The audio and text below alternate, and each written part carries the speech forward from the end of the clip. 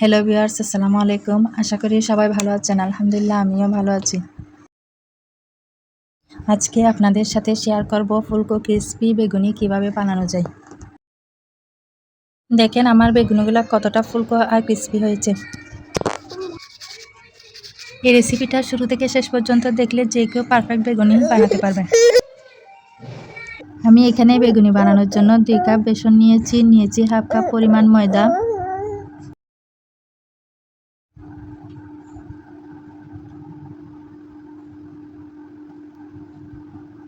এখন দিচ্ছি স্বাদ মতো লবণ,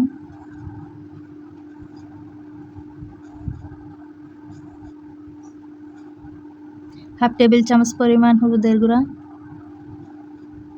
1 টেবিল চামচ পরিমাণ মরিচের গুঁড়া,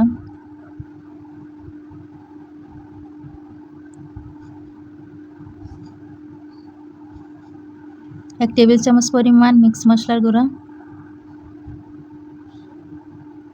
হাফ চা চামচ পরিমাণ গরম মশলার গুঁড়া।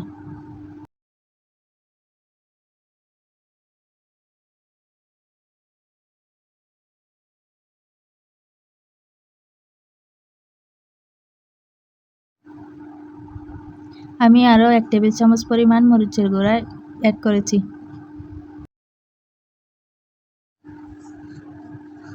এখন দিয়ে দিচ্ছি 2 চা চামচ পরিমাণ বেকিং পাউডার। এখন সব শুকনো উপকরণগুলো মিক্স করে নিচ্ছি। ভালোভাবে মিক্স হয়ে গেলে এবার অল্প অল্প পরিমাণ পানি অ্যাড করে নিচ্ছি।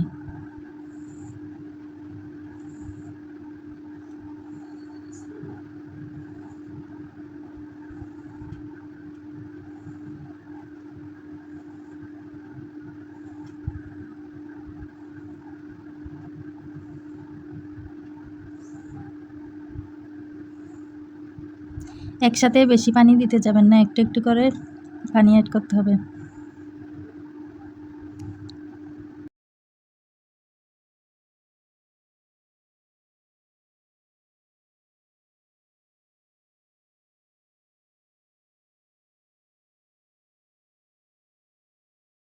একসাথে বেশি পানি ইউজ করলে ব্যাটার বেশি পাতলা হয়ে যাবে। ব্যাটারটা এমনভাবে তৈরি করতে হবে যাতে বেশি পাতলাও না আবার বেশি ঘনও না। আমি একটি বিটারের সাহায্যে ভালোভাবে ঘুরিয়ে ব্যাটারটা তৈরি করে নিচ্ছি। ব্যাটারটা আমি একটি হ্যান্ড বিটারের সাহায্যে ভালোভাবে ঘুরিয়ে তৈরি করে নিচ্ছি যাতে একটা স্মুথ ব্যাটার তৈরি হয়।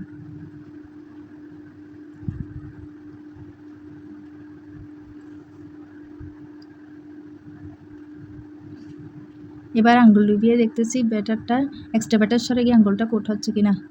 আমার ব্যাটারটা ঘন হয়েছে, এক্সট্রা ব্যাটার সরে যাচ্ছে না, তাই আর একটু পানি দিয়ে ব্যাটারটা তৈরি করে নিচ্ছি।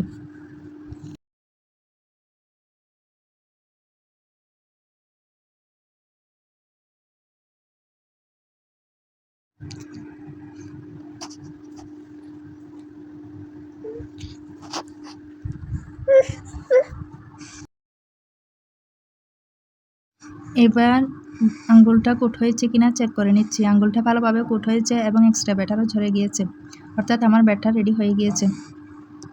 এবার আমি আরও ভালোভাবে হ্যান্ড বিটারের সাহায্যে ব্যাটারটা তৈরি করে নিচ্ছি যাতে একটু ভিতরে ফ্লাফি হয়।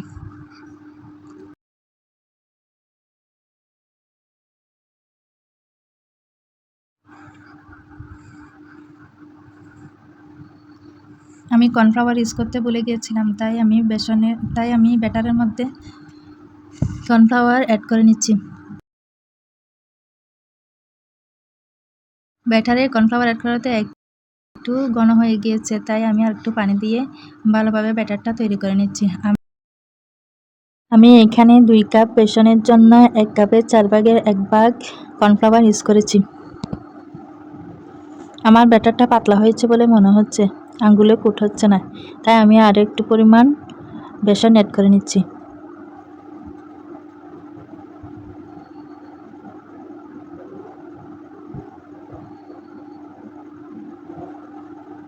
এবার আঙ্গুল কুট করে চেক করে নিচ্ছি বেসনটা ঠিকভাবে হয়েছে কিনা।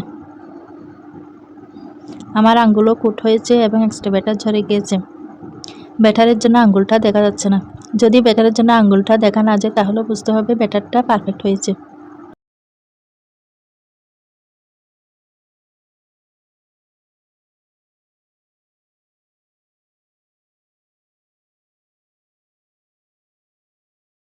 এবার আমি একটা বড় বেগুনকে পাতলা পাতলা করে স্লাইস করে কেটে নিচ্ছি। বেগুনগুলো এমনভাবে কাটতে হবে যাতে বেশি পাতলাও না আবার বেশি মোটাও না।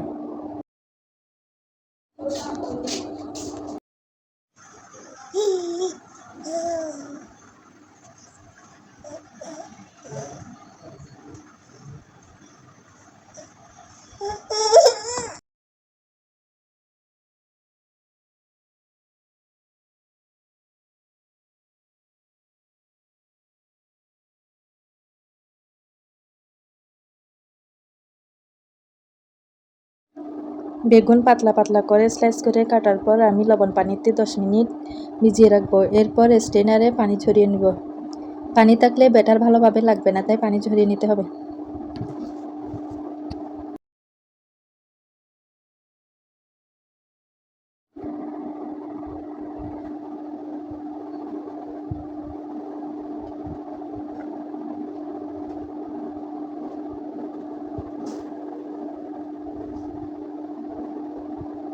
বেগুনের স্লাইসগুলোকে আমি লবণ পানিতে ভিজিয়ে রাখছি।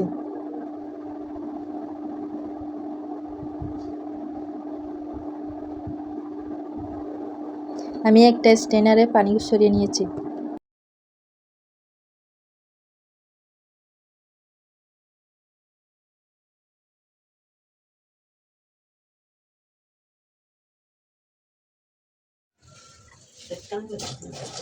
আমি এখানে কালারের জন্য 2-3 ফোঁটা জর্দা রং ইউজ করেছি। আপনারা চাইলে এটা স্কিপ করতে পারেন। মরিচের গুঁড়া ইউজ করলে কালারের জন্য জর্দা রং ইউজ করতে হয় না। আমি তারপরে একটু করে ইউজ করেছি।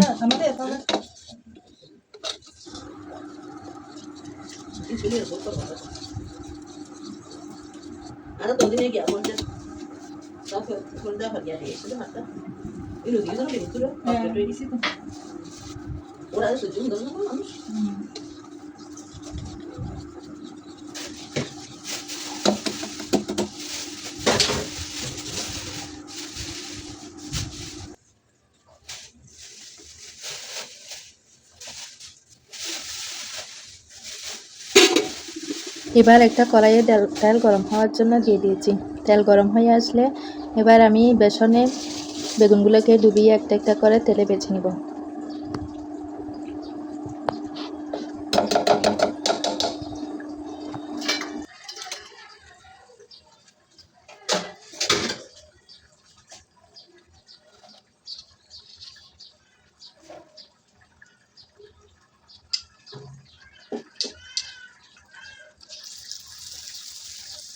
এবার একটা একটা বেগুনি দিয়ে দিচ্ছি।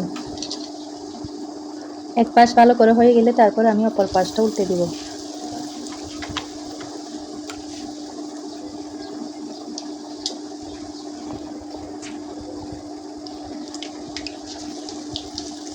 আমি এখানে একসাথে বেশি বেগুন ভাজবো না, তাতে বেগুনিগুলো ভালো হবে না। আমি এখানে মাত্র 3টা বেগুনি দিয়েছি। এগুলো হলে অপরগুলো বেছে নিব।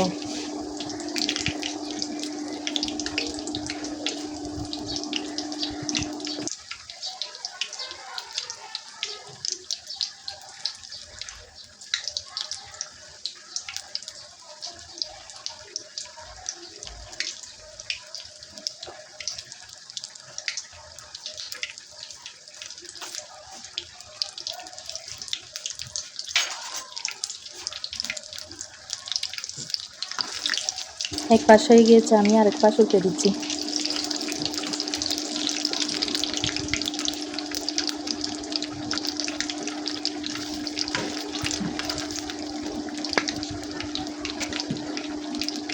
এই কালারটা চলে আসলে বুঝতে হবে বেগুনি হয়ে গিয়েছে।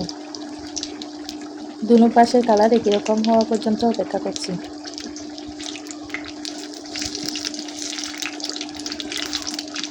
এবার বেগুনগুলো তুলে নিচ্ছি।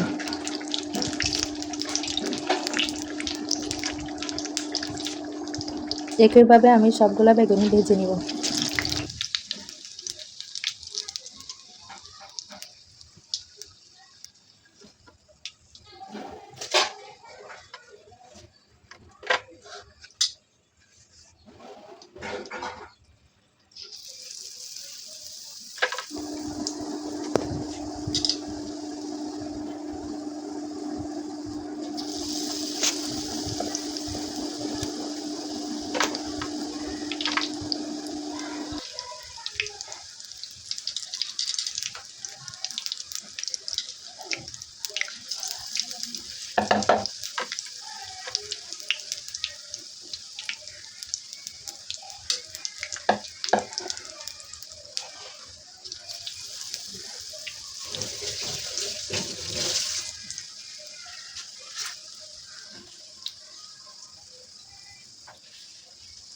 এক পাশ হয়ে গেলে অপর পাশ উল্টে দিচ্ছি।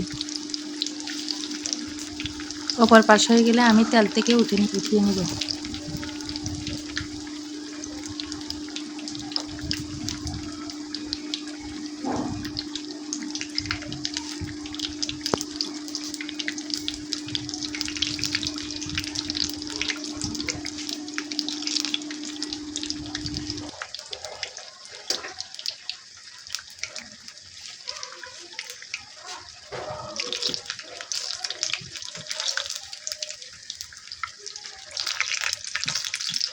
আমার বেগুনগুলা ভাজা হয়ে গিয়েছে।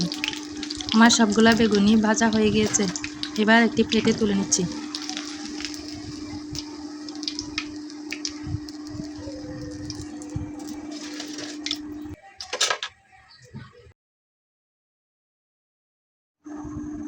দেখেন আমার বেগুনগুলো কতটা ফুলকো আর কালারও কতটা সুন্দর হয়েছে।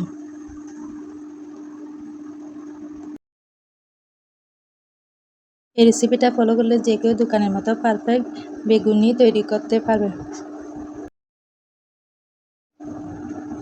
দেখুন আমার বেগুনগুলো কতটা ক্রিস্পি হয়েছে। আশা করি সবার অনেক ভালো লেগেছে এবং সবার কাজে আসবে। আমার রেসিপিটা ভালো লাগলে ভিডিওটা শেয়ার করে দিবেন এবং একটি লাইক করবেন। এবং এরকম আরও নতুন নতুন রেসিপি পেতে আমার চ্যানেলটা সাবস্ক্রাইব করবেন। আজ এই পর্যন্ত, আল্লাহ হাফেজ।